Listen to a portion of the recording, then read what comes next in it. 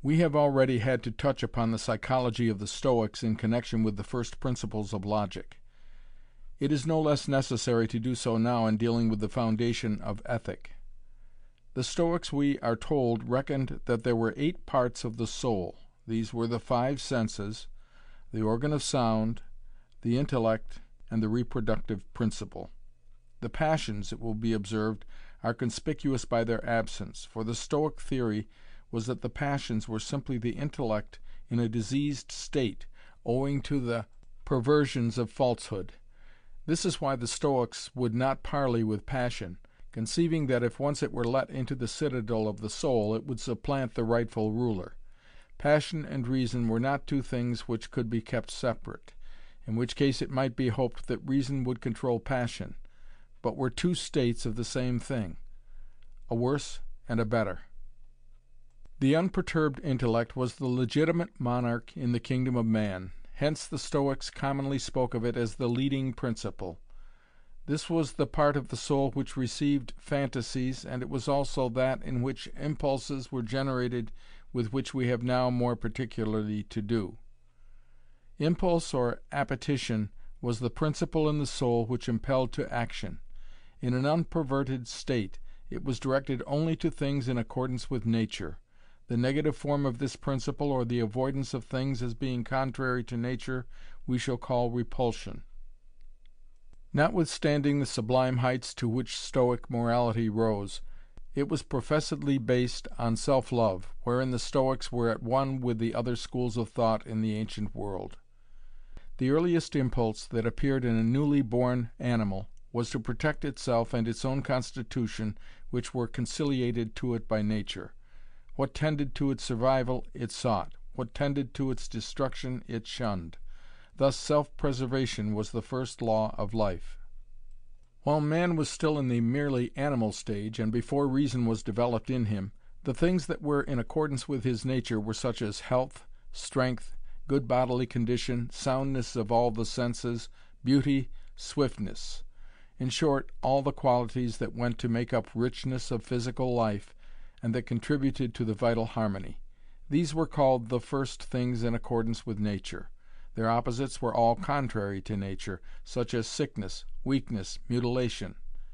Under the first things in accordance with nature came also congenial advantages of soul, such as quickness of intelligence, natural ability, industry, application, memory, and the like. It was a question whether pleasure was to be included among the number. Some members of the school evidently thought that it might be, but the orthodox opinion was that pleasure was a sort of aftergrowth, and that the direct pursuit of it was deleterious to the organism. The aftergrowths of virtue were joy, cheerfulness, and the like. These were the gambolings of the spirit, like the frolicsomeness of an animal in the full flush of its vitality, or like the blooming of a plant. For one and the same power manifested itself in all ranks of nature, only at each stage on a higher level. To the vegetative powers of the plant the animal added sense and impulse. It was in accordance therefore with the nature of an animal to obey the impulses of sense, but to sense and impulse man superadded reason, so that when he became conscious of himself as a rational being, it was in accordance with his nature to let all his impulses be shaped by this new and master hand. Virtue was therefore preeminently in accordance with nature. What then, we must now ask, is the relation of reason to impulse as conceived by the Stoics? Is reason simply the guiding, and impulse the motive power? Seneca protests against this view when impulse is identified with passion. One of his grounds for doing so is that reason would be put on a level with passion, if the two were equally necessary for action. But the question is begged by the use of the word passion, which was defined by the Stoics as an excessive impulse. Is it possible, then, even on Stoic principles, for reason to work without something different from itself to help it? Or must we say that reason is itself a principle of action? Here Plutarch comes to our aid, who tells us on the authority of Chrysippus in his work on law that impulse is the reason of man commanding him to act, and similarly that repulsion is prohibitive reason. This renders the Stoic position unmistakable, and we must accommodate our minds to it in spite of its difficulties. Just as we have seen already that reason is not something radically different from sense, so now it appears that reason is not different from impulse, but itself the perfected form of impulse. Whenever impulse is not identical with reason, at least in a rational being, it is not truly impulse, but passion. The Stoics, it will be observed, were evolutionists in their psychology, but like many evolutionists at the present day, they did not believe in the origin of mind out of matter.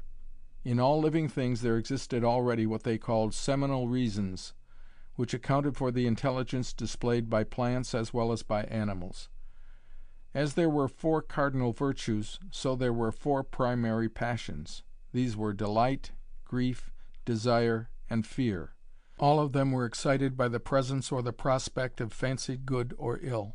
What prompted desire by its prospect caused delight by its presence, and what prompted fear by its prospect caused grief by its presence. Thus 2 of the primary passions had to do with good, and 2 with evil. All were furies which infested the life of fools, rendering it bitter and grievous to them, and it was the business of philosophy to fight against them. Nor was this strife a hopeless one, since the passions were not grounded in nature but were due to false opinion. They originated in voluntary judgments and owed their birth to a lack of mental sobriety. If men wished to live the span of life that was allotted to them in quietness and peace, they must by all means keep clear of the passions. The 4 primary passions having been formulated, it became necessary to justify the division by arranging the specific forms of feeling under these 4 heads. In this task, the Stoics displayed a subtlety which is of more interest to the lexicographer than to the student of philosophy. They laid great stress on the derivation of words as affording a clue to their meaning, and as their etymology was bound by no principles, their ingenuity was free to indulge in the wildest freaks of fancy. Though all passions stood self-condemned, there were nevertheless certain eupathies or happy affections which would be experienced by the ideally good and wise man. These were not perturbations of the soul, but rather constancies. They were not opposed to reason, but were rather part of reason. Though the sage would never be transported with delight, he would still feel an abiding joy in the presence of the true and only good. He would never indeed be agitated by desire, but still he would be animated by wish, for that was directed only to the good. And though he would never feel fear, still he would be actuated in danger by a proper caution. There was therefore something rational corresponding to 3 out of 4 primary passions. Against delight was to be set joy. Against grief there was nothing to be set, for that arose from the presence of ill, which would rather never attach to the sage. Grief was the irrational conviction that one ought to afflict oneself where there was no occasion for it. The ideal of the Stoics was the unclouded serenity of Socrates, of whom Xanthippe declared that he had always the same face, whether on leaving the house in the morning or on returning to it at night. As the motley crowd of passions followed the banners of their 4 leaders, so specific forms of feeling sanctioned by reason were severally assigned to the 3 eupathies.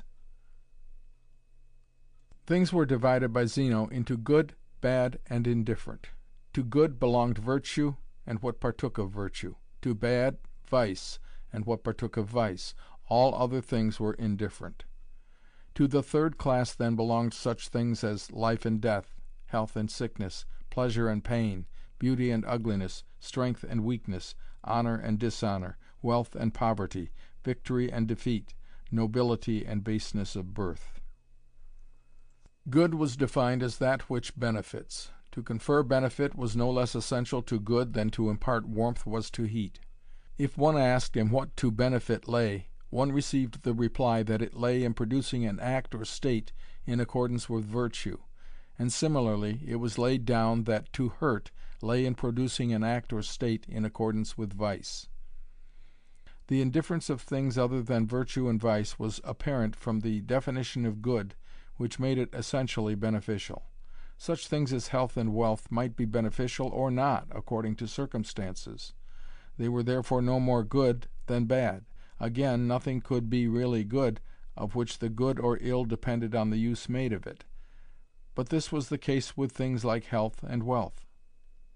The true and only good, then, was identical with what the Greeks called the beautiful, and what we call the right. To say that a thing was right was to say that it was good, and conversely, to say that it was good was to say that it was right. This absolute identity between the good and the right, and, on the other hand, between the bad and wrong, was the head and front of the Stoic ethics. The right contained in itself all that was necessary for the happy life. The wrong was the only evil and made men miserable, whether they knew it or not. As virtue was itself the end, it was of course choice-worthy in and for itself, apart from hope or fear with regard to its consequences. Moreover, as being the highest good, it could admit of no increase from the addition of things indifferent. It did not even admit of increase from the prolongation of its own existence, for the question was not one of quantity but of quality. Virtue for an eternity was no more virtue, and therefore no more good, than virtue for a moment. Even so, one circle was no more round than another, whatever you might choose to make its diameter, nor would it detract from the perfection of a circle if it were to be obliterated immediately in the same dust in which it had been drawn. To say that the good of men lay in virtue was another way of saying that it lay in reason, since virtue was the perfection of reason. As reason was the only thing whereby nature had distinguished man from other creatures, to live the rational life was to follow nature. Nature was at once the law of God and the law for man. For by the nature of anything was meant not that which we actually find it to be, but that which in the eternal fitness of things it was obviously intended to become. To be happy, then, was to be virtuous. To be virtuous was to be rational. To be rational was to follow nature, and to follow nature was to obey God. Virtue imparted to life that even flow in which Zeno declared happiness to consist. This was attained when one's own genius was in harmony with the will that disposed of all things. Virtue, having been purified from all the dross of the emotions, came out as something purely intellectual, so that the Stoics agreed with the Socratic conception that virtue is knowledge. They also took on from Plato the four cardinal virtues of wisdom, temperance, courage, and justice, and defined them as so many branches of knowledge. Against these were set four cardinal vices of folly, intemperance, cowardice, and injustice. Under both the virtues and vices there was an elaborate classification of specific qualities. But notwithstanding the care with which the Stoics divided and subdivided the virtues, virtue, according to their doctrine, was all the time one and indivisible, for virtue was simply reason, and reason, if it were there, must control every department of conduct alike. He who has one virtue has all, was a paradox with which the Greek thought was already familiar. But Chrysippus went beyond this, declaring that he who displayed one virtue did thereby display all. Neither was the man perfect who did not possess all the virtues, nor was the act perfect which did not involve them all. Where the virtues differed from one another was merely in the order in which they put things. Each was primarily itself, secondarily all the rest. Wisdom had to determine what was right to do, but this involved the other virtues.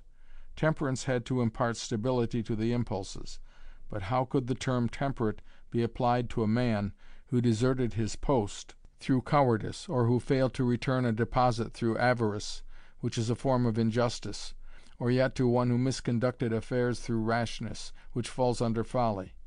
Courage had to face dangers and difficulties, but it was not courage unless its cause were just. Indeed, one of the ways in which courage was defined was a virtue fighting on behalf of justice.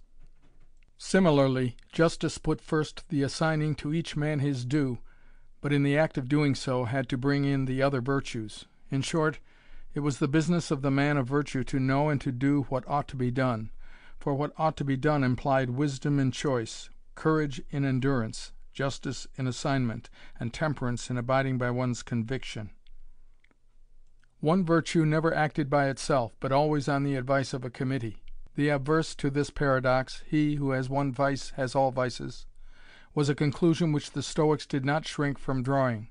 One might lose part of one's Corinthian ware, and still retain the rest, but to lose one virtue, if virtue could be lost, would be to lose all along with it.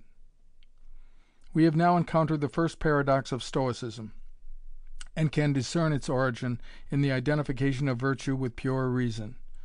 In getting forth the novelties in Zeno's teaching, Cicero mentions that, while his predecessors had recognized virtues due to nature and habit, he made all dependent upon reason. A natural consequence of this was the reassertion of the position which Plato held or wished to hold, namely, that virtue can be taught. But the part played by nature in virtue cannot be ignored. It was not in the power of Zeno to alter facts. All he could do was to legislate as to names, and this he did vigorously. Nothing was to be called virtue which was not of the nature of reason and knowledge, but still it had to be admitted that nature supplied the starting points for the four cardinal virtues, for the discovery of one's impulses, for right endurances and harmonious distributions. From things good and bad we now turn to things indifferent. Hitherto the Stoic doctrine has been stern and uncompromising. We have now to look at it under a different aspect, and to see how it tried to conciliate common sense. By things indifferent were meant such as did not necessarily contribute to virtue, for instance, health, wealth, strength, and honor.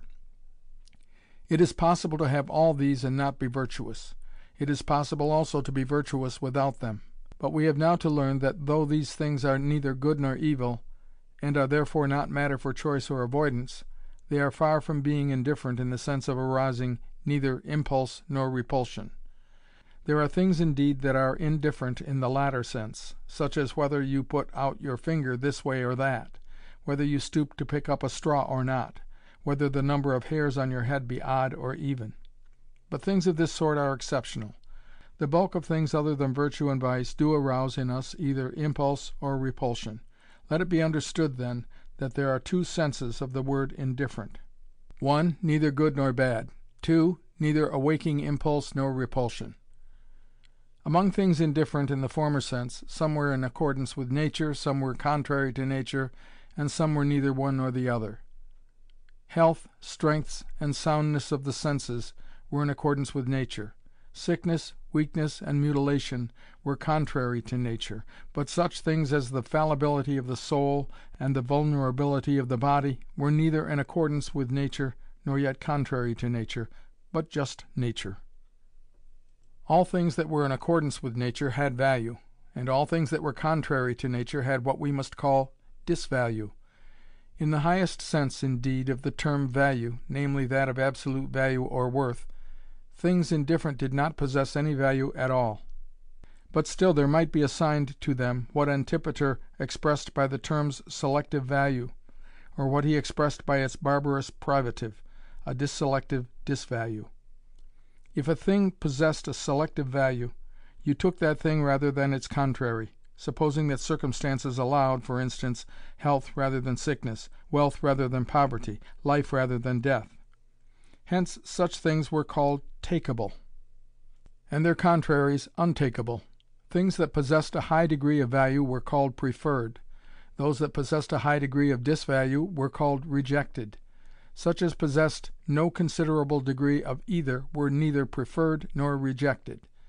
Zeno, with whom these names originated, justified their use about things really indifferent, on the ground that at court preferment could not be bestowed upon the king himself, but only on his ministers.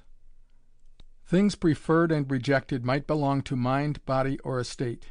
Among things preferred in the case of the mind were natural ability, art, moral progress, and the like, while their contraries were rejected.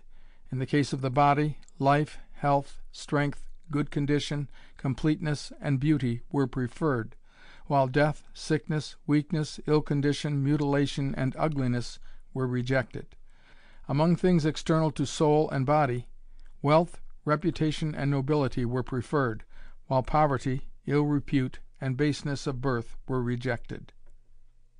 In this way all mundane and marketable goods, after having been solemnly refused admittance by the Stoics at the front door, were smuggled in at a kind of tradesman's entrance, under the name of things indifferent. We must now see how they had, as it were, two moral codes, one for the sage and the other for the world in general. The sage alone could act rightly, but other people might perform the proprieties. Anyone might honor his parents, but the sage alone did it as the outcome of wisdom, because he alone possessed the art of life, the peculiar work of which was to do everything that was done as the result of the best disposition. All the acts of the sage were perfect proprieties, which were called rightnesses. All acts of all other men were sins or wrongnesses. At their best they could only be intermediate proprieties. The term propriety, then, is a generic one, but, as often happens, the generic term got determined in use to a specific meaning, so that intermediate acts are commonly spoken of as proprieties in opposition to rightnesses. Instances of rightnesses are displaying wisdom and dealing justly.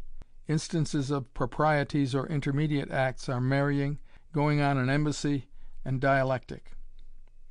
The word duty is often employed to translate the Greek term which we are rendering by propriety. Any translation is no more than a choice of evils, since we have no real equivalent for the term. It was applicable not merely to human conduct, but also to the acting of the lower animals, and even to the growth of plants. Now, apart from a craze of generalization, we should hardly think of the stern daughter of the voice of God in connection with an amoeba corresponding successfully to stimulus. Yet the creature in its inchoate way is exhibiting a dim analogy to duty. The term in question was first used by Zeno, and was explained by him, in accordance with its etymology, to mean what it came to one to do, so that, as far as this goes, becomingness would be the most appropriate translation. The sphere of propriety was confined to things indifferent, so that there were proprieties which were common to the sage and the fool. It had to do with taking the things which were in accordance with nature and rejecting those that were not. Even the propriety of living or dying was determined not by reference to virtue or vice, but to the preponderance or deficiency of things in accordance with nature. It might thus be a propriety for the sage, in spite of his happiness, to depart from life of his own accord, and for the fool, notwithstanding his misery, to remain in it. Life being in itself indifferent, the whole question was one of opportunism. Wisdom might prompt the leaving herself, should occasion seem to call for it. We pass on now to another instance of accommodation. According to the high Stoic doctrine, there was no mean between virtue and vice. All men indeed received from nature the starting points for virtue, but until perfection had been attained they rested under the condemnation of vice. It was, to employ an illustration of the poet-philosopher Cleanthes, as though nature had begun an iambic line and left men to finish it. Until that was done, they were to wear the fool's cap. The Peripatetics, on the other hand, recognized an intermediate state between virtue and vice, to which they gave the name of progress and proficience. Yet so entirely had the Stoics, for practical purposes, to accept this lower level, that the word proficience has come to be spoken of as though it were of Stoic origin. Seneca is fond of contrasting the sage with the proficient. The sage is like a man in the enjoyment of perfect health, but the proficient is like a man recovering from a severe illness, with whom an abatement of the paroxysm is equivalent to health, and who is always in danger of a relapse. It is the business of philosophy to provide for the needs of these weaker brethren. The proficient is still called a fool, but it is pointed out that he is a very different kind of fool from the rest. Further, proficients are arranged into three classes, in a way that reminds one of the technicalities of Calvinistic theology. First of all, there are those who are near wisdom, but, however near they may be to the door of heaven, they are still on the wrong side of it. According to some doctors, these were already safe from backsliding, differing from the sage only in not having yet realized that they had attained to knowledge. Other authorities, however, refused to admit this, and regarded the first class as being exempt only from settled diseases of the soul, but not from passing attacks of passion. Thus did the Stoics differ among themselves as to the doctrine of final assurance. The second class consisted of those who had laid aside the worst diseases and passions of the soul, but might at any moment relapse into them. The third class was of those who had escaped one mental malady but not another, who had conquered lust, let us say, but not ambition, who disregarded death but dreaded pain. This third class, adds Seneca, is by no means to be despised. From these concessions to the weakness of humanity we now pass to the Stoic paradoxes, where we shall see their doctrine in its full rigor. It is perhaps these very paradoxes which account for the puzzled fascination with which Stoicism affected the mind of antiquity, just as obscurity in a poet may prove a surer passport to fame than more strictly poetical merits. The root of Stoicism being a paradox, it is not surprising that the offshoots should be so too. To say that virtue is the highest good is a proposition to which everyone who aspires to the spiritual life must yield assent with his lips, even if he has not yet learned to believe it in his heart. But alter it into virtue is the only good, and by that slight change it becomes at once the teeming mother of paradoxes. By a paradox is meant that which runs counter to general opinion. Now it is quite certain that men have regarded, do regard, and we may safely add will regard, things as good which are not virtue. But if we grant this initial paradox, a great many others will follow along with it, as for instance that virtue is sufficient of itself for happiness.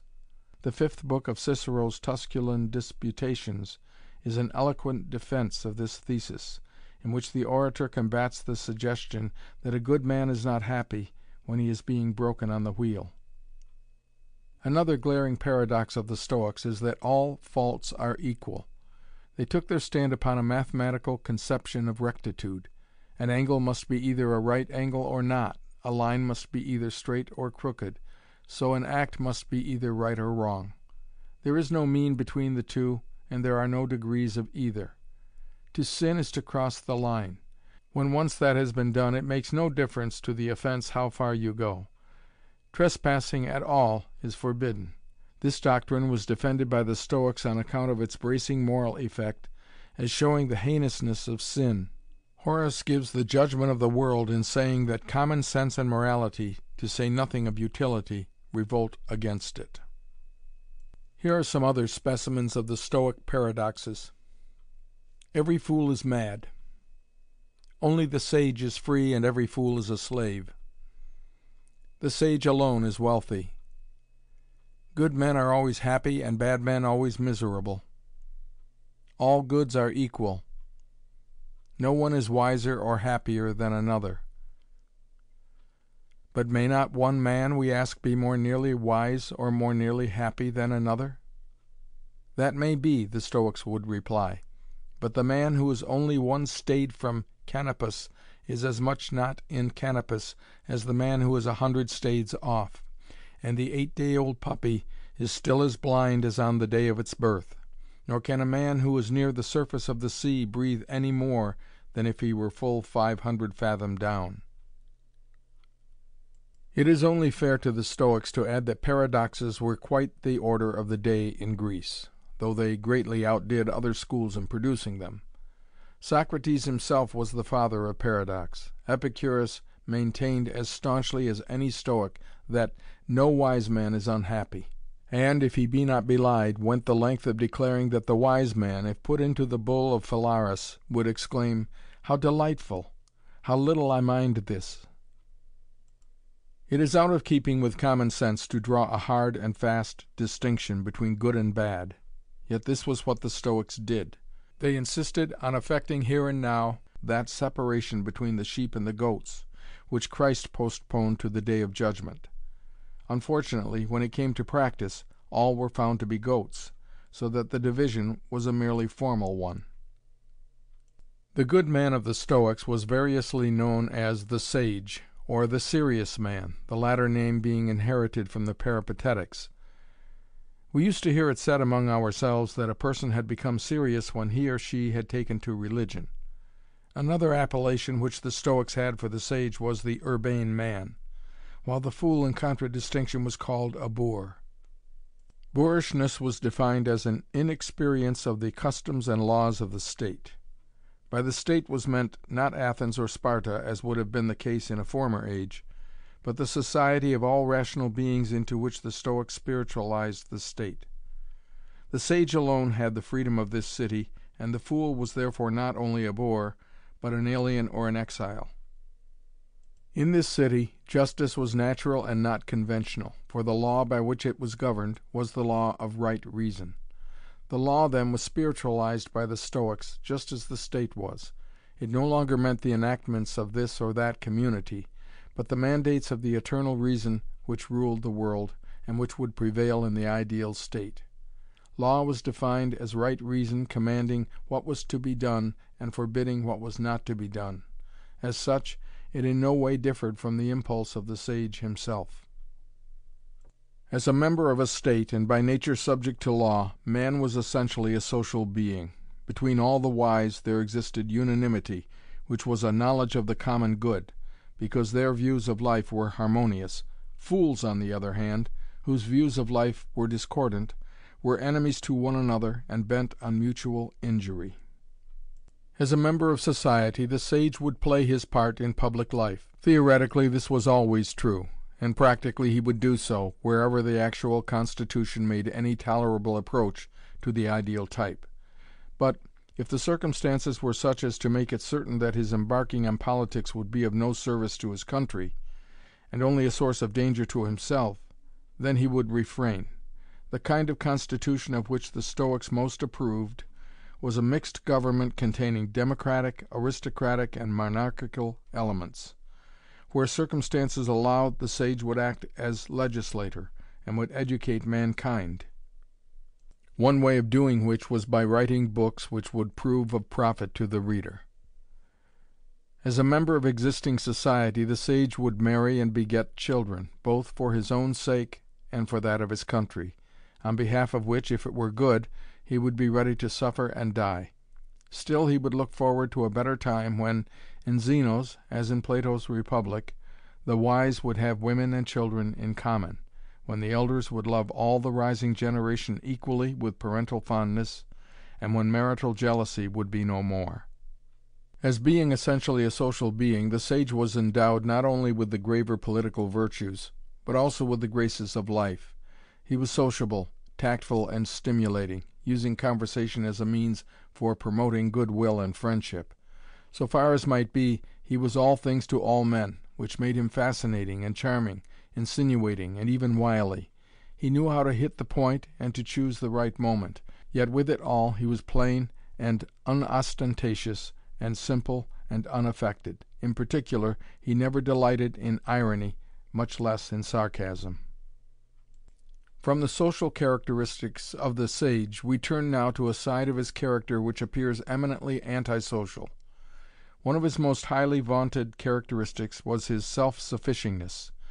He was to be able to step out of a burning city, coming from the wreck not only of his fortunes but of his friends and family, and to declare with a smile that he had lost nothing. All that he truly cared for was to be centered in himself. Only thus could he be sure that fortune would not wrest it from him.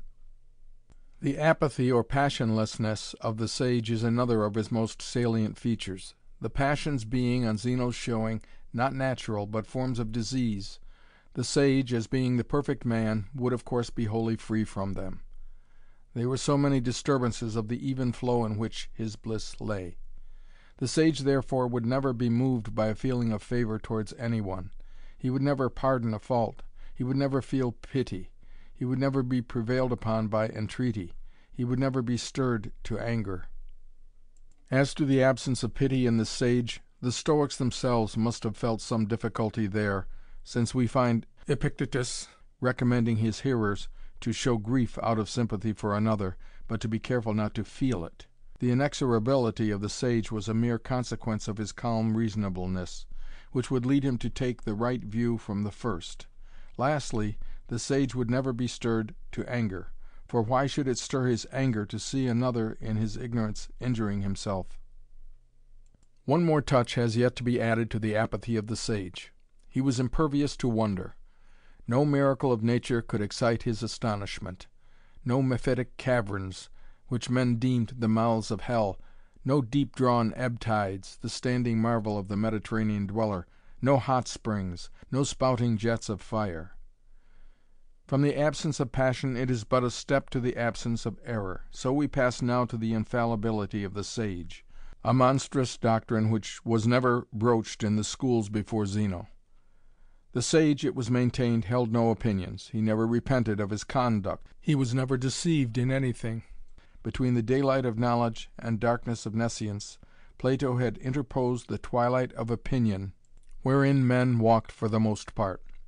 Not so, however, the Stoic sage. Of him it might be said, as Charles Lamb said of the Scotchman with whom he so imperfectly sympathized, "His understanding is always at its meridian. You never see the first dawn, the early streaks." He has no falterings of self-suspicion, surmises, guesses, misgivings, half-intuitions, semi-consciousness, partial illuminations, dim instincts, embryo conceptions, have no place in his brain or vocabulary. The twilight of dubiety never falls upon him. Opinion, whether in the form of an ungripped assent or a weak supposition, was alien from the mental disposition of the serious man. With him there was no hasty or premature assent of the understanding, no forgetfulness, no distrust. He never allowed himself to be overreached or deluded, never had need of an arbiter, never was out in his reckoning, nor put out by another. No urbane man ever wandered from his way, or missed his mark, or saw wrong, or heard amiss, or erred in any of his senses.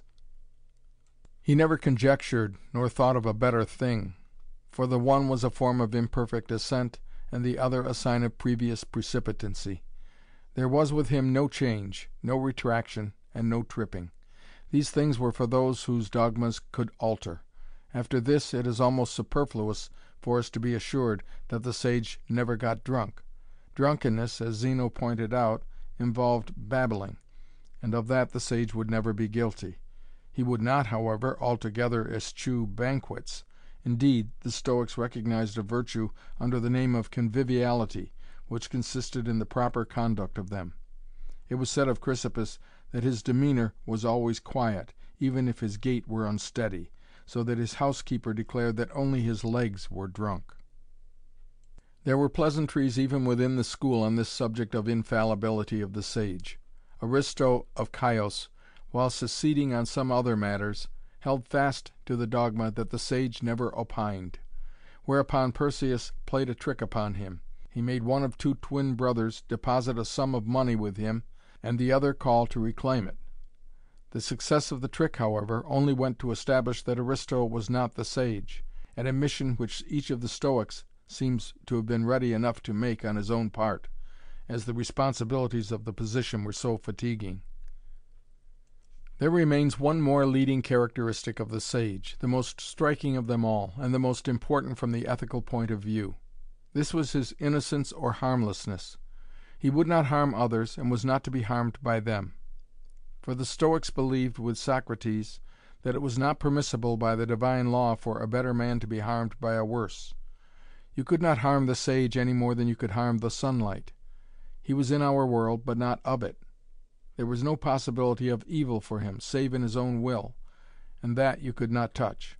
And as the sage was beyond harm, so also was he above insult. Men might disgrace themselves by their insolent attitude towards his mild majesty, but it was not in their power to disgrace him. As the Stoics had their analogue to the tenet of final assurance, so had they also to that of sudden conversion. They held that a man might become a sage without being at first aware of it.